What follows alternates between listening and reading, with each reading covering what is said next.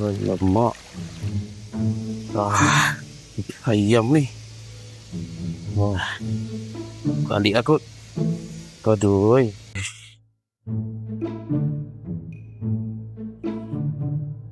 Nak ke mana tu? Baju saya ni Ustaz, macam kena tai ayam. Rasanya nak kena balik lah tukar baju. Oh, tak perlulah sampai balik tukar baju. Okey, sebenarnya yang pertama sekali kita kena pastikan apakah najis yang terkena pada pakaian kita. Okey, najis yang macam terkena pada pakaian encik ini adalah najis mutawassithah, iaitu najis yang berada di pertengahan.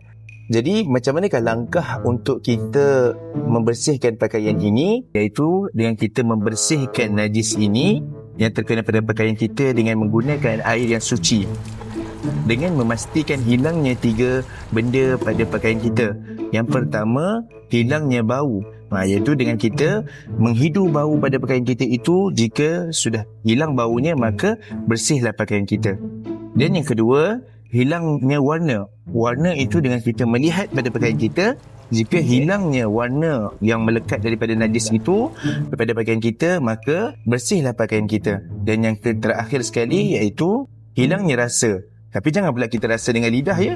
Cukup sekadar kita rasa menggunakan jari kita, iaitu dengan hilangnya tekstur ataupun zat daripada najis tersebut daripada pakaian kita. Okey, sekadar itu sahaja. Semoga bermanfaat. Terima kasih Ustaz. Sama-sama.